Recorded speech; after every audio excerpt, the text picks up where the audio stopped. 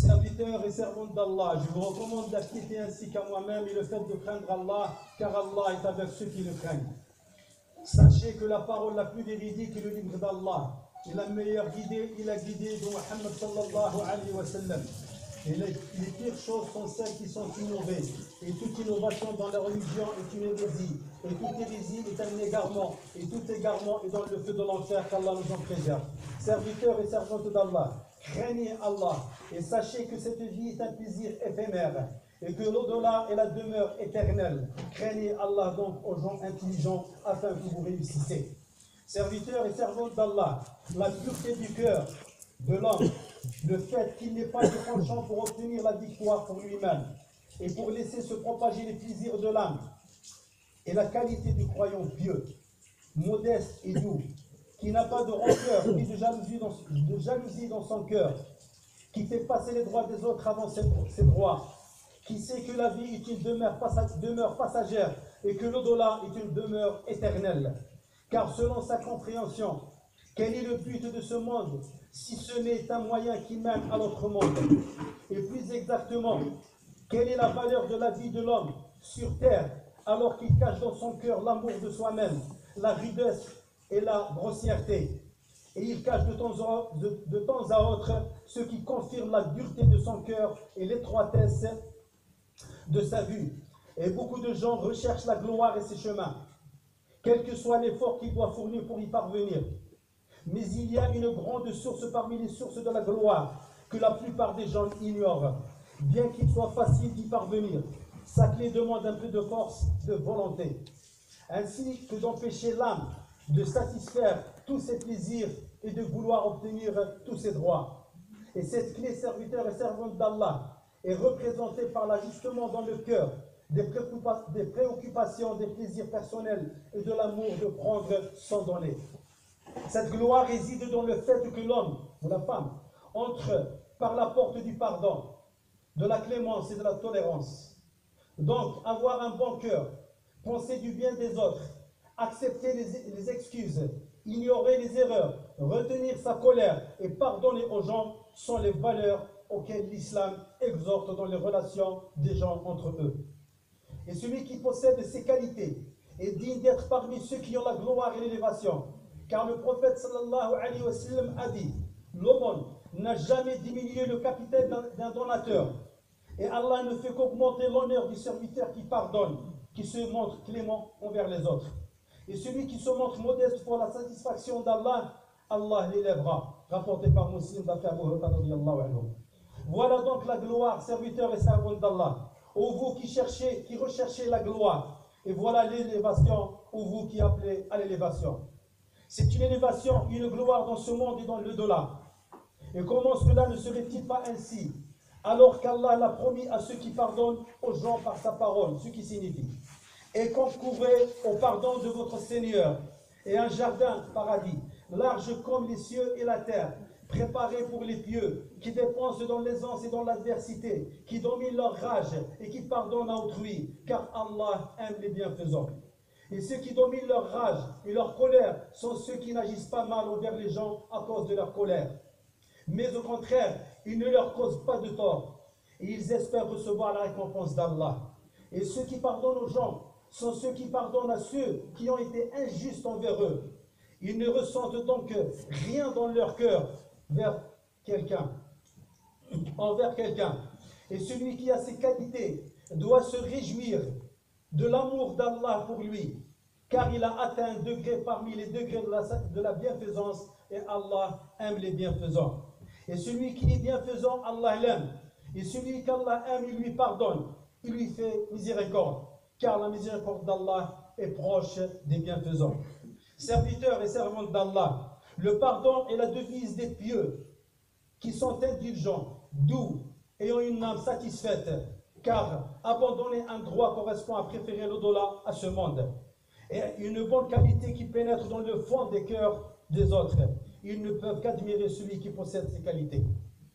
Frères et sœurs, pardonner aux autres n'est pas une affaire facile, car ce n'est possible qu'en combattant l'âme, ainsi que l'amour de la victoire et de la vengeance pour soi-même. Et ceci ne peut se réaliser que pour ceux qui sont forts et qui ont vaincu les plaisirs et les désirs de l'âme, bien qu'il leur ait permis de prendre leurs droits contre ceux qui les ont opprimés.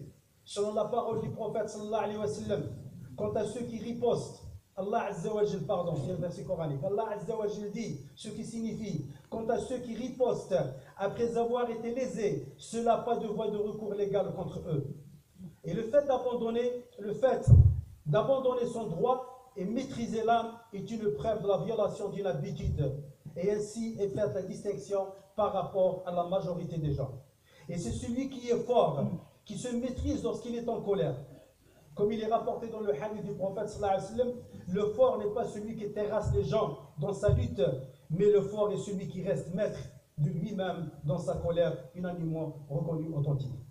Et le pardon n'exige pas l'abaissement et la faiblesse, bien sûr, mais c'est le sommet du courage, de la gratitude et de la victoire sur l'âme. Surtout si le pardon se produit lorsque l'on est capable de vaincre la personne. Hassan, fils de Ali radiallahu anhuma, a dit, si un homme m'insultait dans mon oreille et me demandait pardon dans l'autre oreille, j'accepterai son pardon et ses excuses. Serviteur et servante d'Allah, la porte du pardon est vaste, et celui qui pardonne aura sa récompense auprès d'Allah, et celui qui pardonne dort tranquillement sur son lit le soir, tandis que celui qui prend son droit et ne pardonne pas n'est pas tranquille, et la virilité correspond à pardonner aux autres. Et certaines personnes ont le cœur si dur qu'ils ne peuvent pas pardonner aux autres. On ne voit dans leur vie que la vengeance. Vous le voyez ainsi que ceux qui lui ressemblent.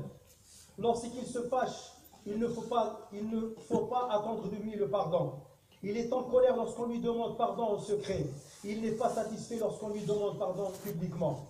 Jusqu'à ce qu'il voit le péché alors qu'il est plus petit que l'ombre de la lance. Il ne voit pas le pardon alors qu'il est plus évident que la clarté du jour. Vous le voyez avec deux oreilles.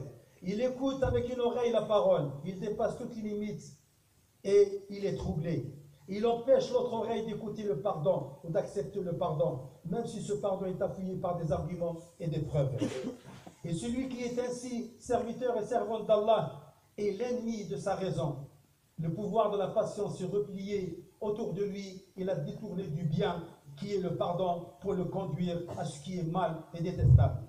Serviteur et servante d'Allah, se venger pour soi-même quand on a raison est juste, mais le pardon est encore meilleur, car le pardon c'est la piété. Allah Azza wa Jalla dit ce qui signifie la sanction d'une mauvaise action est une mauvaise action, c'est-à-dire une action identique. Mais quiconque pardonne et réforme, son salaire incombe à Allah. Allah n'aime pas les injustes.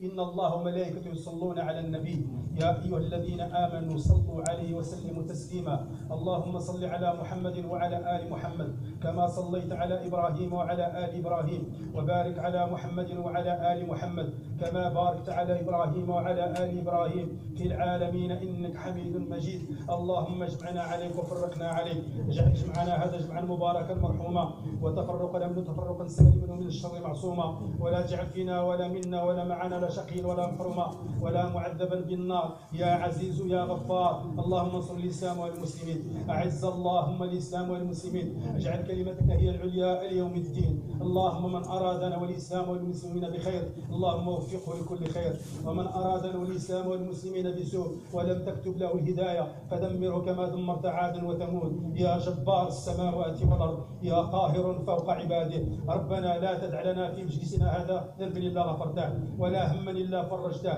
ولا كربا إلا نفسته ولا ضرا إلا كشفته ولا دينا إلا قضيته ولا هما إلا فرجته ولا ضالا إلا هديته ولا مريضا إلا شفيته ولا مريضا إلا شفيته ولا مريضا إلا شفيته ولا ميتا إلا رحمته اللهم اغفر لنا ولوالدنا ولوالد والدينا ولمن علمنا ولمشايخنا ولكل من له حق علينا ولمن وصانا واستوصانا بالدعاء وللحاضرين والغائبين من أمة محمد صلى الله عليه وسلم أجمعين ربنا آتنا في الدنيا حسنة وفي الآخرة حسنة وقنا عذاب النار صل الله وسلم وبارك على نبينا محمد وعلى آله وصحبه وسلم والحمد لله رب العالمين.